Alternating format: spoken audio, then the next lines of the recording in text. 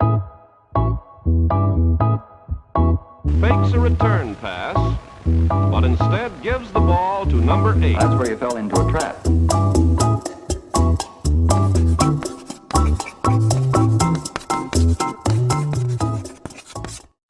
What is good, everybody out there? Thanks again for checking into another episode of Court Thoughts, the channel where we basically talk basketball. On this episode, I'm actually looking to try and drop some hints and tips about some things to expect or at least consider when you're preparing for a new season. Now, the big thing that I wanted to focus on is that I know that there's a lot of people out there that really don't know what to expect when they're joining a representative level team, or they're jumping into sort of high grade basketball and they're really like confused about what to expect. You know, you might be asking yourself, what's a train on player? Or what's a rotational player? What is a development player? Does a development player get to play? I don't know. Who do I talk to? If I ask a question, am I going to get in trouble? It can be really intimidating. So I really want to do the best job that I can to help you guys in trying to understand and sort of break down the mistiness when it comes to, you know, what to know and what to expect when you're joining at a representative level. A little disclaimer that I am going to add is that I am aiming this at all levels of age, really. So from anyone who's playing, you know, their first rep level basketball at a very young age. I don't even know how old you have to be now to be able to play reps, but might be 12, 13, 14. You might be hovering around that sort of pocket. Or maybe you're an older individual and you're going to be playing, you know, you're looking to try and play Waratah League, or maybe you're trying out for a youth league team and you really don't know what some of these definitions mean. So I'm going to do the best job that I can to try and help clear the space. But if there is anything that I do explain that maybe just still doesn't make sense, guys, don't hesitate. Jump into my DMs, send me an email, ask me a question, and I'll get back to you and hopefully answer what you want to know. The first thing that I'm going to cover off is team roles. Now, it is really important to understand that depending on a few things, so depending on your division, depending on your age, and also depending on the association and how the association runs their team, you might not have all of these types of roles within your grade or within your level of basketball that you're playing. So just consider, you know, I'm going to rattle off a whole bunch and, well, some of them may not apply to you. The bottom level that you have is a training player. Sometimes they're referred to a train-on player. The next that you have is a development player. After that, you generally get into roles like rotational. Sometimes you may even have situational players or bench warmers, really. It's probably the nicest way to put it. It's really what they are. And then you also have your starters. So starting with the training player or the train-on player, the responsibilities that you basically have is that you are expected to come to and participate in training. And your job is really to do the absolute best that you can at training to help the team develop and get better. Now, that does mean that, unfortunately, you aren't going to be able to play. And really, sometimes when it comes to scrimmages or even certain types of drills, your coach or coaches may really just ask you not to participate, or you may not be able to join in a particular aspect. Being a training player is not necessarily a bad thing. I've had parents ask me, what does this mean? What is my kid supposed to do? And really, it's an opportunity for them to get better. Maybe they aren't necessarily at the level to be able to participate in that team's level or division, or maybe they're just too new to basketball and they need to refine their skill sets. And being a training player does come with the benefits of being able to participate at a higher level of basketball and training with some guys who have been selected as either development players or active players in that roster that can help refine their skill set. So it's not necessarily a bad thing. It's a really good opportunity for you to get better. Now, on that note about getting better, let's jump into the next sort of responsibility or role, which is development. Development can differ from team to team. Generally speaking, a development player is going to be a person who isn't going to be on an active active roster spot. So what that basically means is if there's an injury, if there's some circumstances where players aren't able to play, the development player may be asked to slot in and fill in for that person. Now, unfortunately, when you are a development player, there's no guarantees. And well, that's really life. But it is still definitely a really good opportunity to help you get better. It does have a window of opportunity where you as a player or your child for that matter may be given the opportunity, if they do continue to get better and develop, they may actually be asked to step up and be an active roster player. Oh, let me just have a sip of tea. Now back to your regularly scheduled program. Now, being a development player is probably the most confusing aspect of participating in representative basketball, and I've been there myself.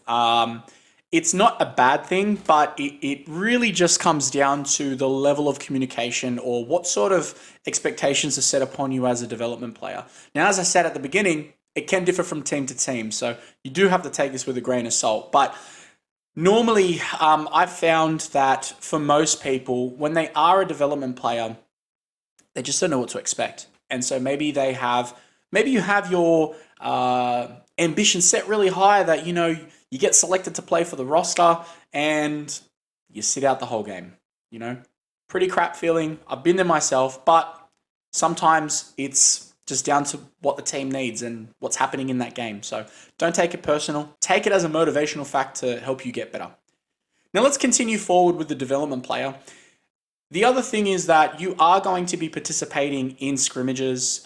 You're generally going to be very, very much so involved in the training of the game, and you absolutely will be asked to come to games.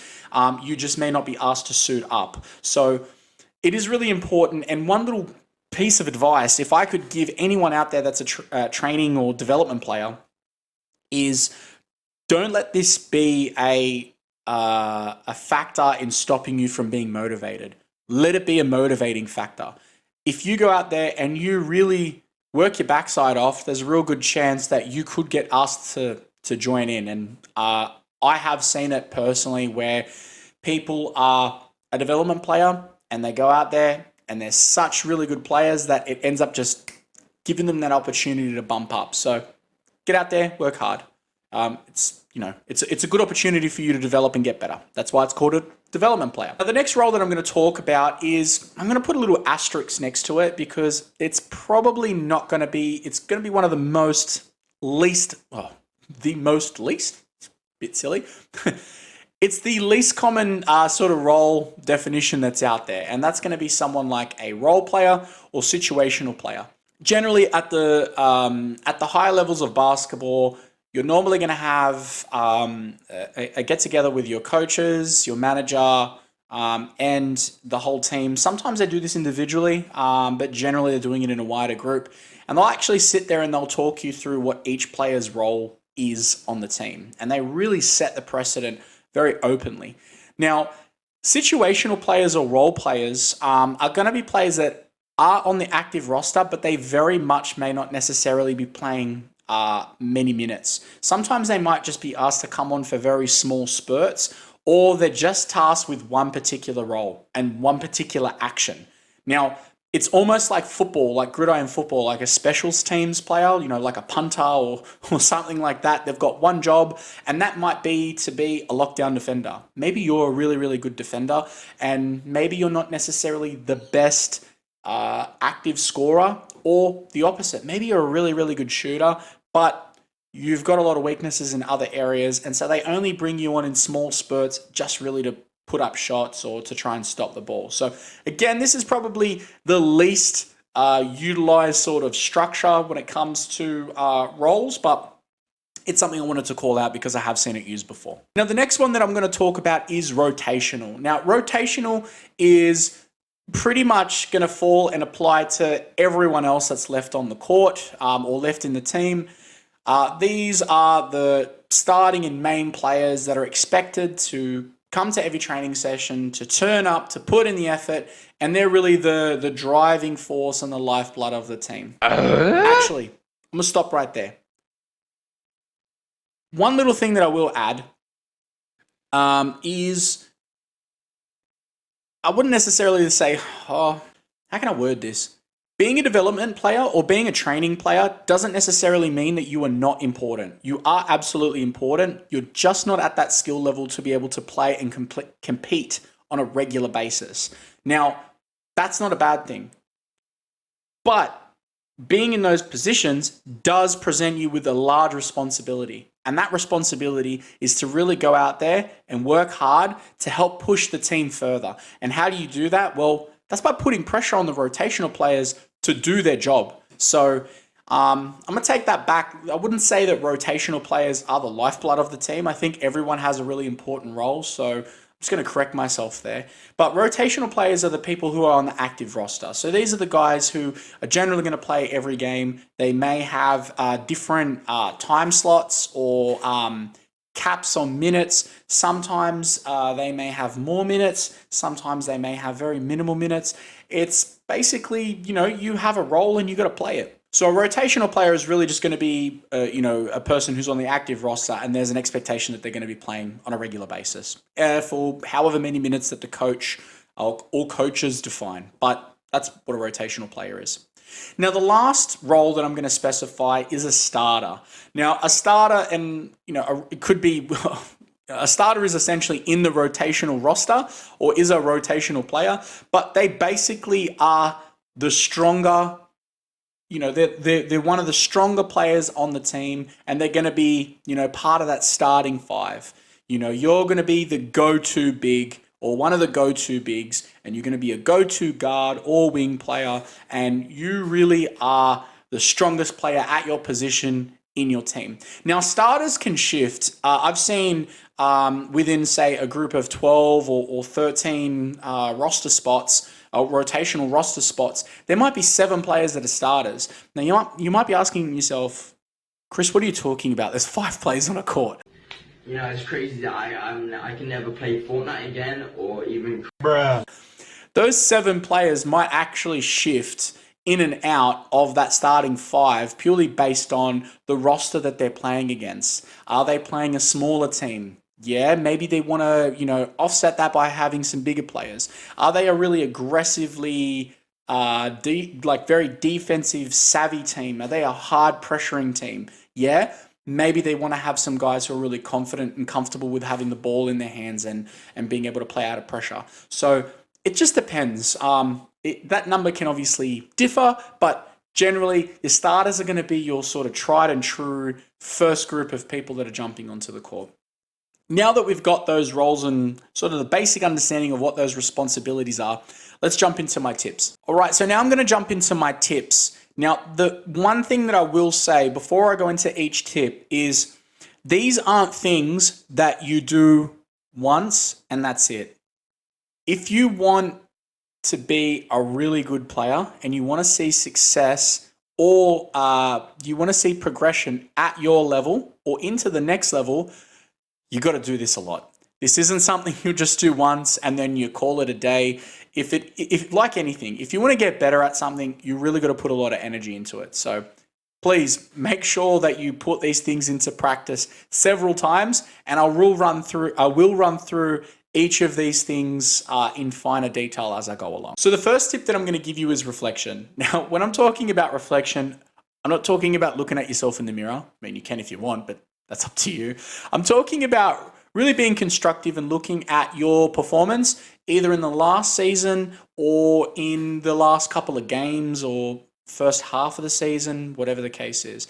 This is something that I like to do fairly frequently. I find it to be a really good marker to help me see where I'm at and am I on par to getting to where I want to be. Now, I'm working with the premise that you played in a team last year.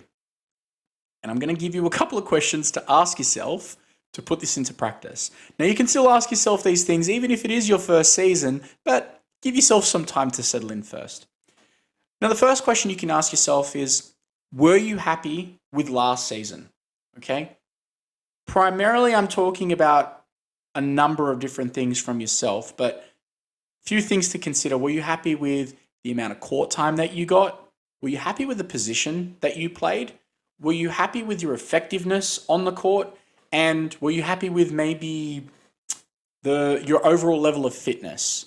Now, just to expand upon those things a little bit, if you felt like, your fitness wasn't on par and you weren't in a great shape, and then that may have had an effect on a number of different things, like, you not being fit led to you not getting court time, or you were playing out of position, or you were uncomfortable with the position that you were in, or you wanted more responsibilities, you wanted to break in from being a training player into being a development player, or further on, whatever the case is, your particular position is, you need to stop and you need to have a look at those things and be really constructive. And it's okay to be direct with yourself, because this is the best opportunity for you to really see where you are to where you want to be. Now, if you waffle about on yourself and you kind of go, oh, well, no, I did all right, but you weren't in the best shape, well, you're only selling yourself short. So be honest. It's a big bonus if you do. One thing that I like to do when it comes to reflection, and I've mentioned this in previous episodes, is I've spoken about my book. Now, this is my old book. This book is actually full, but I literally just go buy a little cheapy notebook, and all I do is I keep a bunch of different notes in here. I keep notes about my training plans. I keep notes about like a journal entry about, where I'm at, what I'm working on, what things are working, what things aren't working, all that sort of stuff. So then when I come to the next season and I'm getting ready to prepare for the next season, I can open this bad boy up and I can see what worked. I can also use my training plans as a frequent reflection opportunity, because if I can see that I'm shooting really, really well, and let's say I'm shooting really, really well off the dribble, I can go in and go, what have I been doing differently that's helped me develop in that? And then I can do more of it. So I find these little notebooks to be really handy. All this reflection is really, really good, but I find it to be really key if you're looking at getting into that next step, which is goals. Goals are, I believe them to be really, really important.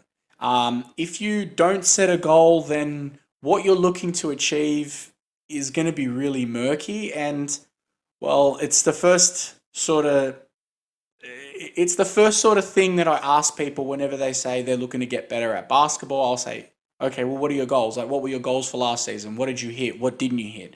Why do you believe that you didn't hit those things? All those types of things. Now, reflection is really important, because when you reflect, these things are going to lead into your goals. Now, a couple of things that you can ask yourself that come off the back of reflection is, well, where am I? And where do I want to be? So if you're a rotational player and you want to break into the starting roster spot, having that reflection and looking at your skill set and then comparing it to the other people that play on the team and seeing where your strengths lie and where your weaknesses lie can be the first thing in helping you developing your goals to break into that roster. Or if you're a development player and you're looking to break into the rotational player spot, what is setting you apart between you and the rotational players that you want to become? So this is the first thing that you want to be looking at. The next thing when it comes to goals is you really want to make them achievable and you want to make them measurable. Now, in saying that you want to be the best shooter on the team, that's going to be all good and well, but what does that number mean? Yeah, being the best shooter on the team, well, what is the best shooter on the team's shooting average? What is the best shooter? Do you want to be the best shooter from long distance, from the short, from the post? Do you want to be a really good free throw shooter? What do you want to be? You really got to refine these things. And if it's really broad, then your goal is going to be really broad, which means it's not going to be refined, and you're probably going to have less progression in that landscape because it's too big of a goal. You got to sort of make them bite-sized. When you are making these goals measurable, you really want to hold yourself accountable. Now, a little thing that I like to do is I will like to set myself some goals for the end of season, okay? And this is something that I'm comparing myself against either on the team or against the league. And let's say, for example, your goal is to have the highest scoring percentage or the most effective accuracy for mid-range shooting or long-range shooting, whatever the case is, you need to set what that target looks like. So who held it for the last year or the last couple of years? If your level or division keeps a record of those things, can you look at it? If you can, sort of look at that number. What are they hovering around? And look to beat that by, I don't know, 10, 5, 10, 15%, 25%, whatever the target is. Sort of be reasonable. You don't want to make it too big. So if you're going from not playing any minutes and now all of a sudden you want to score 25 points a game, you might want to rethink your goals. You want to make them achievable. So maybe it might be you want to be in better shape to get yourself more opportunities to be on the active roster. What does that look like? Well, I want to be able to participate in scrimmages and not need to be subbed out because I'm tired. Okay, what can I do? I can go for runs, I can go for walks, I can do whatever you set yourself in your mind to help you achieve that task. Okay? That's how you're going to get there. You have to think about these things, what the end result looks like. Now, you really want to be holding yourself accountable because at the end of the day, no one's going to help you get there other than yourself. So if you do want to be a better shooter, for example, then set a target. I'm going to participate. Let's say, for example, you have 2 training sessions with the team. Cool. What other training sessions are you competing in throughout the week outside of games to help you get better at your shooting? What does that number look like? Are you setting yourself a target that you're going to shoot 300 made shots every day on top of your regular training? If so, that's a whole bunch more made shots than you're making than maybe, your teammate is or the opposition is or what you were making last year. Compare yourself against yourself. Don't really try not to get caught up in comparing yourself against someone else. The last thing that I want to touch on when it comes to goals, and especially in the holding yourself accountable, you can really use that regular and frequent level of reflection to try and help you sort of understand, are you holding yourself accountable? If you're coming into that season and you're like, yeah, I want to be the best shooter, but you're not shooting, well, you're not going to get better. So you're missing the mark. So then, maybe you're really not as passionate as what you thought you were about that particular task. Or maybe your role set's changed. So do you have to change your goal set? So hold yourself accountable, set those targets, and live by them. And look, don't be afraid. If you fall off the wagon, just get back up onto it as soon as you can. Dust yourself off and get back into the rhythm. Rhythm. It's all about making sure that you build that rhythm and you build that baseline so that it just becomes something you do that you don't think about. The next thing that I'm going to talk about is injury and relaxation. Injury and relaxation, if we're coming off of our last season, it's really important to understand how your body's operating.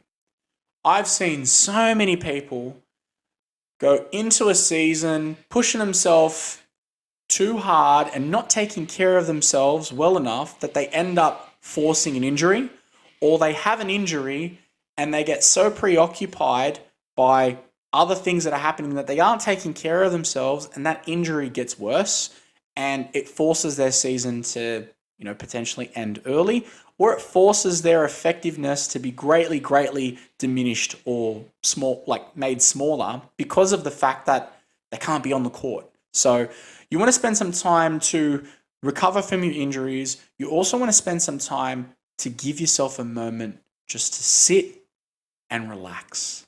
And when we're talking about relaxing, I'm going to have a sip of tea. Can't help myself. If you're finding that you are injured, okay, take note of what that injury is. Go and see a doctor. If you're, a little bit younger, talk to your parents and get your parents to take you to the doctor or take you to the right type of physician or medical specialist to help treat your injury.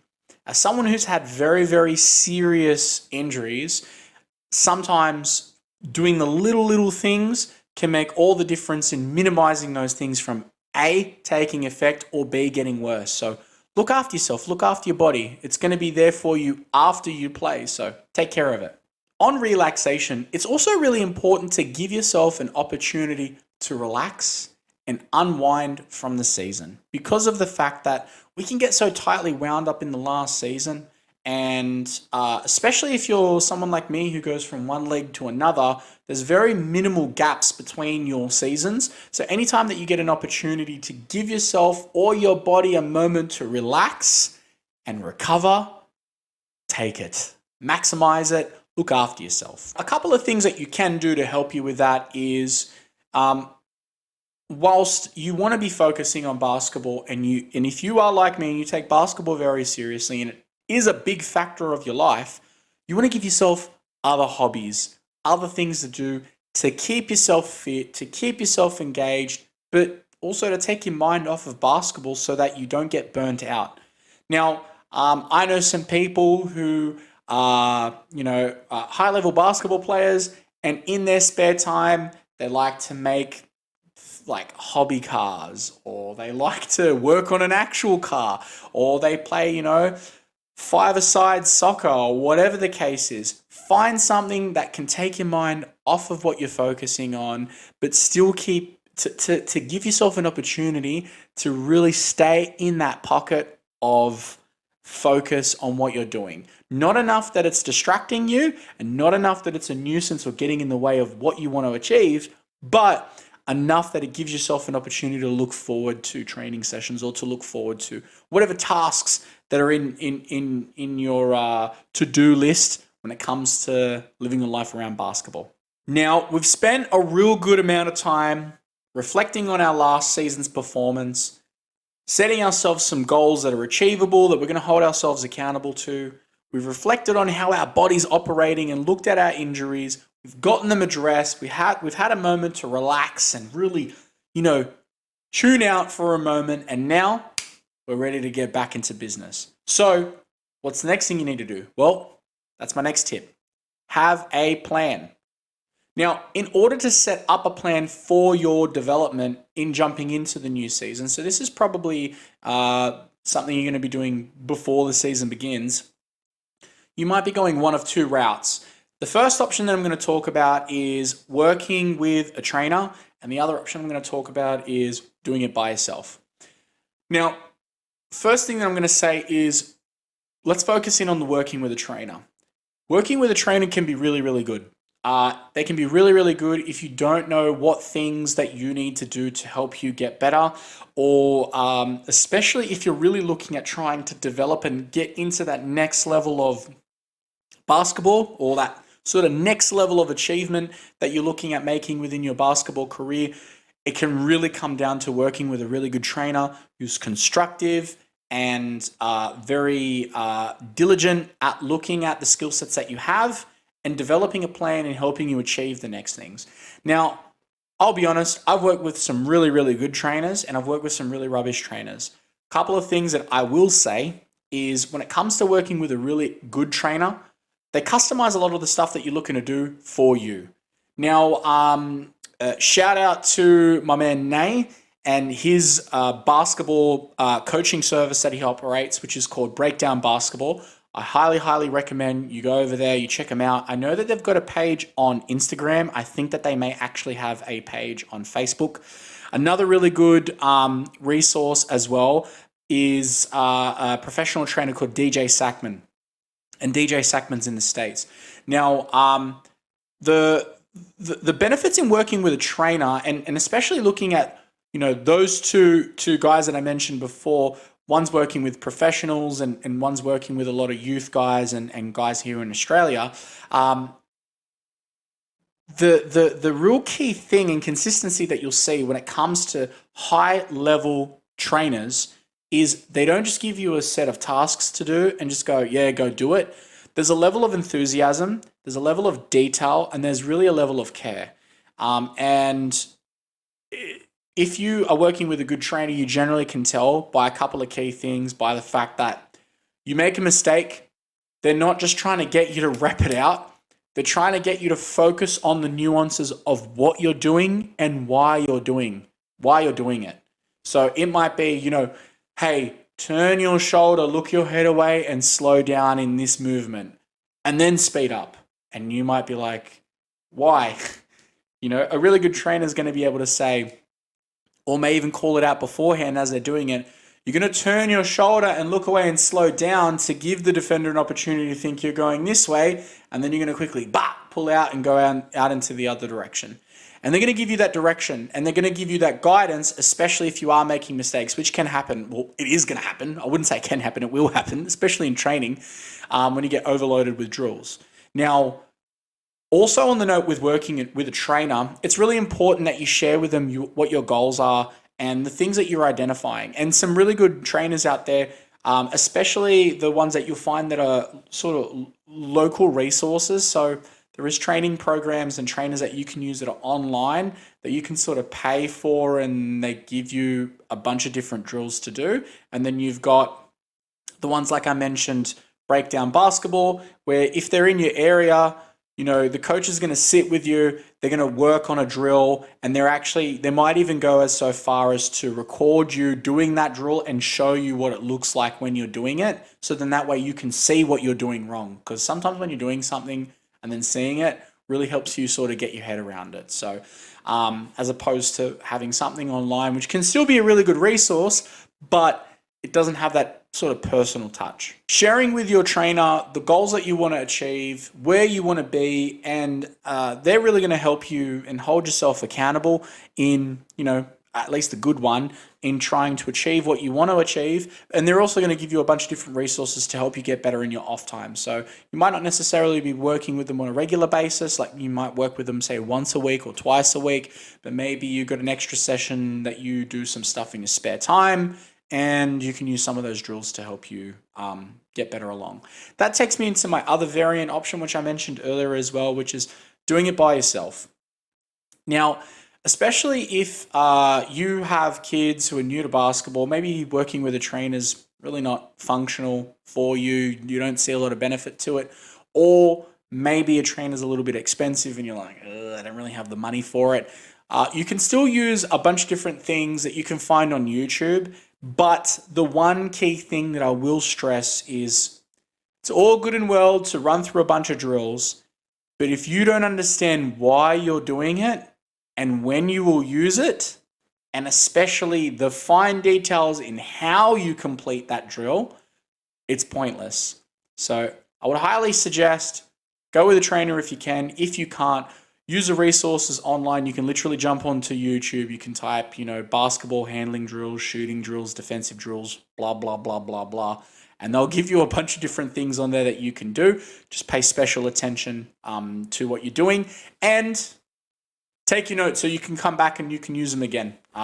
When you are developing your training plans, and add them in to help you get better. Now, earlier I mentioned reflection, and that's definitely going to be part of developing or having your plan. And one thing that I like to use is numbers. Stats don't lie.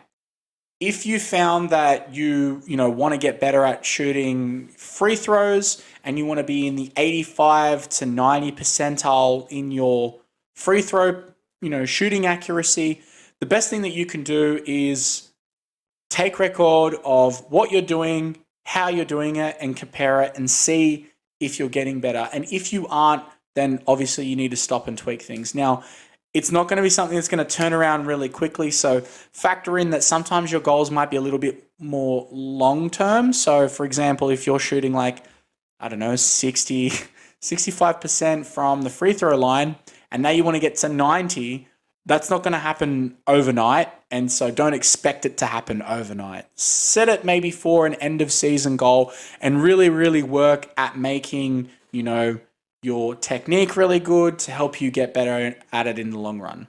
Now, the other thing is that you want to use stages of progression to help you get better. Now, what I like to do whenever I'm building my sort of stages of progression, the first thing that I like to do is I like to build a foundation in whatever it is that I'm doing. The next that I like to do is set challenges for myself. And the last thing that I like to do is review and measure myself frequency against a target. So let's come back and I'll give you an example of how to put this sort of stages of progression into practice. So starting off with building a foundation.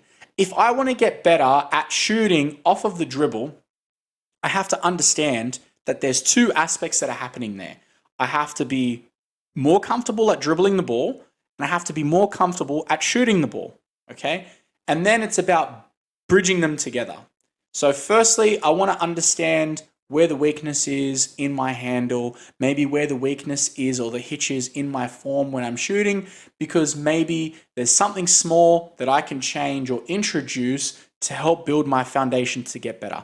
There's no point doing a 5-move combo into a step back, fade away, Steph Curry turnaround shimmy thing if you aren't comfortable with putting the ball between your legs both sides and getting into your shot, or doing it in and out, or a pound dribble and trying to get it up quick. Have an understanding about what the task is that you're looking at achieving, and then break it down into small steps. The next thing is about challenging yourself. Let's use the example of being a better shooter off the dribble. If I am wanting to get better at it, I want to start off with something really simple. So maybe I'm going to do 5-point shooting, and I'm going to pound the ball and pull it up into a shot. I want to make, I don't know, let's say 10 of those at each of my 5 spots in the mid-range. Let's say I'm focusing on it from the mid-range. I'm going to do that 10 times, and I want to do, when I'm doing the 10, I'm going to do 5 each hand so that I get comfortable in pounding the ball and bringing it into my shot from the right hand and the left hand from 5 different spots, okay? If you make that first move there and introduce that, I guarantee your pull-up game is already going to get better. Now, if you want to continue to develop that, the other thing that you want to work on is, you're not always going to pound and jump straight into your shot. So maybe you want to work on pounding and then a side step, or a fade away, or whatever, dribbling it between your legs, changing your pace, whatever the case is, and creating new scenarios so that once you get comfortable with that move, you use it and then develop it further and get better. You want to make sure that it's reasonable. Like I said, you don't want to do a 5-move dribble combo into a jump shot, because the reality is it's probably not going to be what's happening. You want to keep it really, really simple, but you also want to make it challenging. So think about introducing those varying steps and building in progression of difficulty, and then gradually introducing them into each other. Now, in the way of challenging yourself, this kind of works with the next point, which is reviewing yourself frequently. But you want to set yourself those goals to push yourself harder and measure how you perform. And this might help if you are recording yourself, or at least using your notebook and pen to compare yourself against each session. But let's say, for example, in that pound dribble exercise into a jump shot that I mentioned, let's say that you want to have an accuracy of 75% from 50 shots, okay? That means that you need to achieve, I'm bumping this up a little bit, I'm rounding this up. You want to make 38 shots out of the 50, okay? Now, if you're finding that you're getting those 38 out of the 50 from that distance, then maybe you want to increase the number, okay? Whether it's the number of shots that you're taking, or maybe it's that you want to increase the distance, or you want to increase the moves that you're using in there, or maybe you want to do a combination of everything. But you don't want to sit stagnant. You don't want to make the goal too easy to achieve. You want to make it hard, but achievable hard. Yeah? Remember, you are human. You're going to make mistakes, so you want to build into it. But that comes into my last part, which is measuring yourself and comparing frequently. If you're using that little challenge that I set before of 75% shooting from 50 shots in that pound dribble exercise, do that twice a week within your drills, at the end of the drill or whatever. Do that twice a week. Take note of every time you do it. And then after 6 weeks or 4 weeks, look at how you're faring, okay? Even doing it more frequent than that, like if you're doing it, twice a week, and I would probably go in and compare myself every week and see which ones worked better. And if things aren't working out, well, take note that they're not working, and you can use them to make, your goals measurable. Maybe the target's too high. Maybe you need to make something a little bit easier for yourself. So, measuring these things is going to help you to see, are you on point to achieve the things that you want? And if you aren't, what can you do to help get yourself on track? Now, the last thing before I leave this planning point, or having a plan, I will say that I always focus whenever I'm introducing something or I am developing something, I try to focus on being two things. I try to be comfortable and I try to be confident. If I'm wanting to get better at shooting off the dribble, I want to be comfortable in the position of handling the ball in whatever the motion is that I'm doing, whatever the particular aspect that I'm looking to introduce, okay? So if I'm looking to shoot off the dribble, I want to be comfortable with my footwork. I want to make sure that I'm comfortable. I don't care whether I'm going to the right or to the left or at an angle or forward, backward, sideways, whatever it is, whatever hand, I want to be comfortable in being able to put myself in that way. The minute that you're not comfortable, a good defender is going to recognize it and they're going to push you to that side and now you're going to be ineffective, okay? So be comfortable, all right? The next thing that you want to be is confident. Now, once you get comfortable with doing what you're doing and the further that you push yourself, all you're going to do is get better, right? Especially if you're doing this the right way. All you're going to do is get better. So as you get better, you're going to get so much more confident because you're going to be put into that situation and it's not going to matter. It's really not going to matter because you've put yourself in that position 1,000 times. Really good thing that I remember hearing from Kobe Bryant is he got really comfortable with being uncomfortable. He would shoot from his hip, both sides, weird angles, and he would do simple shots in tons and tons of repetitions because of the fact that he just wanted to be comfortable, right? And it didn't matter if someone tried to make him uncomfortable because he had already been there. It wasn't something that he had never done before and now he's hoping it's going to work. It's something he's done hundreds, if not thousands of times beforehand. Well, I would say thousands, knowing Kobe Bryant. Well, not knowing Kobe Bryant, but you know what I'm saying, whatever. So be comfortable, be confident. The last thing that I'm going to touch on, and I guess this kind of comes into everything that I've spoken about. So this comes into trialing for reps, comes into your goal setting, comes into your reflections, all that sort of stuff. And I would say that this is probably the most important thing to take away from everything that I've spoken about, which is why it's the last thing that I'm going to harp on about. If you fail, dust yourself off, get back up again. I know what it's like to be in a situation where you work really hard and you miss the mark, but that should be your motivating factor. And I mentioned this earlier, I believe I mentioned it earlier, about letting your achievements or your positions be your motivator to help you get to where you want to be. And if you work hard enough, and if you work consistent enough, and if you make yourself accountable by setting achievable yet difficult goals, you will get better.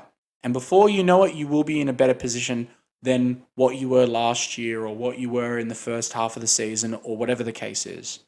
But if you find yourself where you don't make the team, it's all good. It's not a problem. It's not the end of the world. Sometimes that team didn't need a player like you. That doesn't mean that maybe you're not good enough to play for that team. It might just mean that they've got people that play your position in the way that they want them to. Or maybe you aren't at the level that you need to be to compete at that position. Look, let's be honest. If, people aren't going to be able, there's what do they say, the number? It's like, the saying goes, there's 450 active roster spots in the NBA, right? So not everyone's going to make it to the NBA. However, that doesn't necessarily mean that you shouldn't make that your goal, right? If you want to get there though, you got to work your backside off and you got to work hard.